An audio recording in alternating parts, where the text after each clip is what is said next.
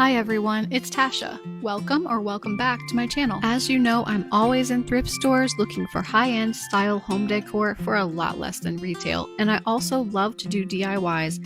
This week's video is a set of 7 Christmas DIYs that are super easy to do and cost so little. I really think you'll love them. Come on and join me for this designer dupe challenge.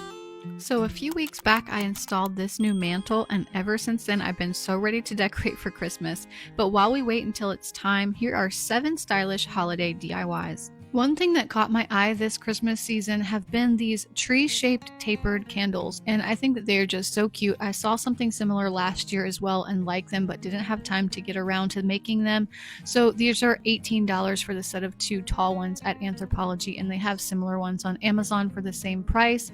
You can check those out. They're certainly really cute and not too bad of a price, but I'm going to be trying to make my own version of these.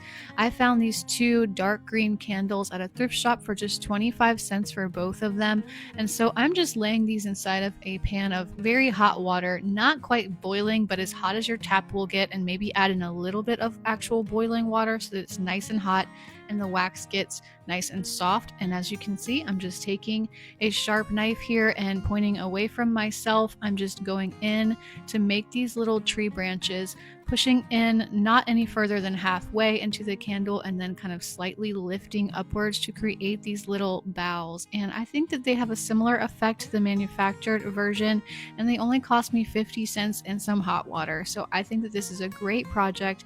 You can do these in a green, you can do them in any color. They actually are sold retail in multiple colors, so go crazy, have fun. Red, pink, purple, whatever kind of Christmas tree colors you might want. I also tried this out on some white candles that I had on hand already, and it looks really cute in white as well, so I'll just show you what that looks like. And both of them were very simple to do. It only took maybe 5 minutes per candle, so I would definitely recommend trying out these super easy Christmas tree candles for your own DIY at home.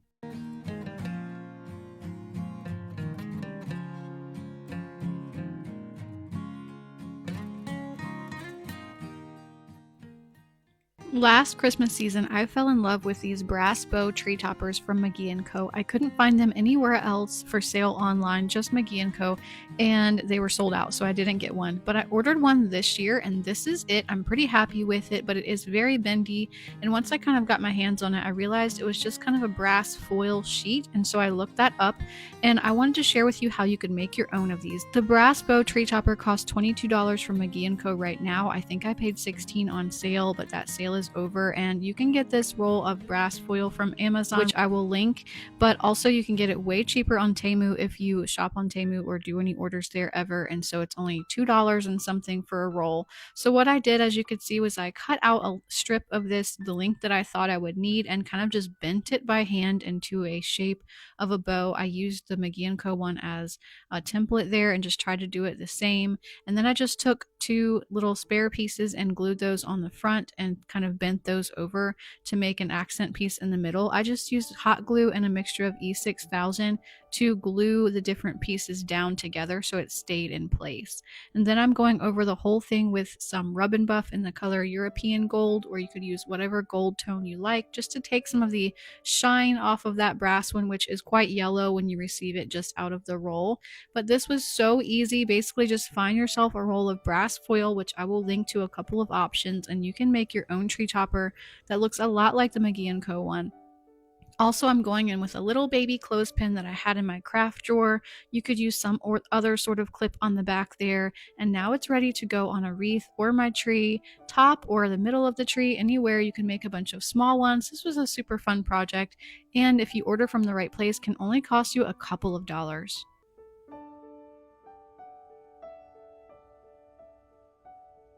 So last Christmas season, which was my first on YouTube, by the way, I found these Rattan Bells at the thrift store. I think they were 50 cents each, and they were bright red when I found them, but I gave them a coat of kind of a cream colored paint to make them fit in better with my decor. Well, this year I want to go in and adjust these a little bit, and what I'm going to be using is this dark vintage antiquing wax by Krylon. I love this product. I use it all of the time. And so this tip goes not only if you happen to find some bells, but also for any sort of basket. Say it's way too orangey or just not your color, you can first go over it with a lighter colored paint and then go over it with this antiquing wax. It works great. I love this product. You can just spread it out really easily. It dries fairly quickly, kind of like paint, dry to the touch and hardens. And so it's wonderful. I'm just putting this onto these bells with a brush and spreading it out, as you can see.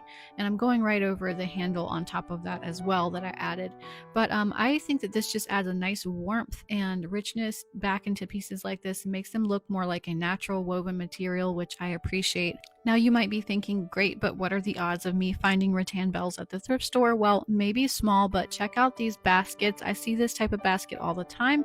And if you simply flip baskets like this over, voila, they have a very bell-like shape already. So keep your eye out for ones like this, and you could do some bells that look very similar to the ones sold retail just from picking up some cheap baskets at the thrift shop. These are what these look like styled in my home, and I love them. Next, I've been noticing these scalloped style brass bells this season, and this one is on a stand. This one is from Magnolia. I think that this is really cute, and I was wondering about making this as sort of an ornament by itself for the tree. And so I'm just going to make a very quick and simple sort of replica for this using some black cardstock that I have on hand. So I'm just freehanding this with a pencil. You could definitely download some sort of template for this online. I will try to include something, but basically this will just be something that I'm going to cut out. If you do kind of a large right triangle but you scallop the edges instead of straight, you end up with a cone shape like this with a scalloped bottom. So as you can see, I'm just rolling this up into a tight little triangular shape like the bell picture shown, and I'm just going to be using some hot glue that I have on hand to seal the seams.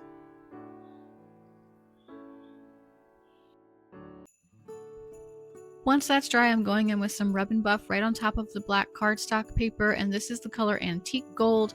I use this one, and sometimes I use European Gold as well, actually more often than this one. I wanted to try the Antique Gold this time to see if I could get a closer match to the original color there, but I think that this is really pretty. When you put that Rub and Buff on top of it, it really does make it look like a metal piece rather than paper. So even something as simple as paper, you can make look metallic with this product. I love it. As you know, if you watch this channel, I use it all the time. So I'm also going to be adding a little bit of suede cord and just going down the little hole that's left when you roll this up in the top. I'm just putting my pieces down through there and reaching up through it with the glue gun and securing those to the inside as well, and now have made myself a little hook that I could put this on the tree with. And I think that this is just so simple and so easy. You could also make a lot of these and make yourself a garland to go across your mantle or some sort of console table or something like that, or just a couple single ones for the tree.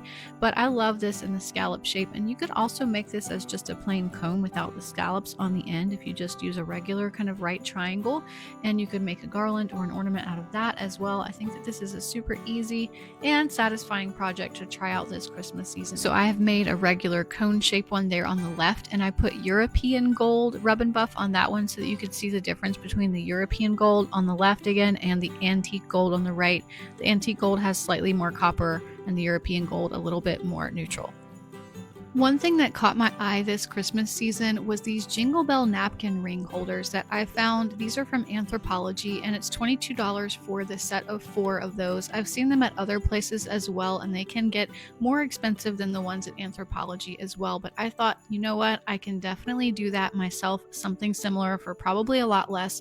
And so I got this package of little Jingle Bells from Amazon, and I will link to those for you. And I'm just going to use a pipe cleaner. These bells have little teeny hooks on the ends, and so they're pretty easy to just slide over something like a pipe cleaner, and you can use any kind of wire that you would want.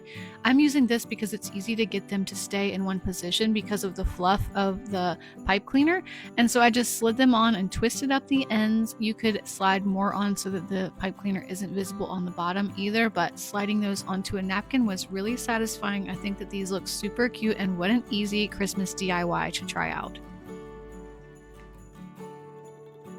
One thing I'm really loving in designer holiday photos is all of the luxurious velvet ribbon that they're using. So at McGee & Co, you can buy some velvet ribbon, which is 99 feet, which equals out to 33 yards for $34. And you can find that for a lot less on Amazon as well. And I'm going to link to both a red and green version that look beautiful from Amazon. But if you're like me, you might also want to first try to find an even cheaper way rather than hitting add to cart. And so that's what I did. did, I found some velvet material at the thrift store to cut up into ribbon strips. So think outside of the box and don't look for just spools of fabric at the thrift store, but look at other items that you could use that are fabric. So I found, for instance, these lounge pants in a dark wine red color in the outlet bin. So they cost next to nothing, and I washed those up and then cut the legs into strips to use for ribbon. It works really great, and although admittedly it doesn't have that polished look of manufactured ribbon, it gives a very similar effect, especially for something that others might honestly throw away after opening their gift, and so it just makes sense to me. I plan to look for a deep green fabric to use as well, and you could do this with any fabric that you find in the thrift store that is long enough to cut into usable strips. To make a longer strip, I just make a turn when I'm cutting and cut back the other direction down the leg like so. You can twist and hide that section at the bottom of your package.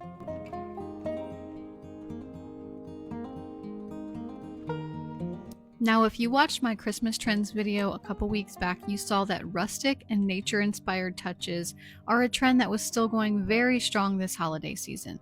And that leads me to another very easy holiday DIY that I want to show you that would actually be perfect for this trend.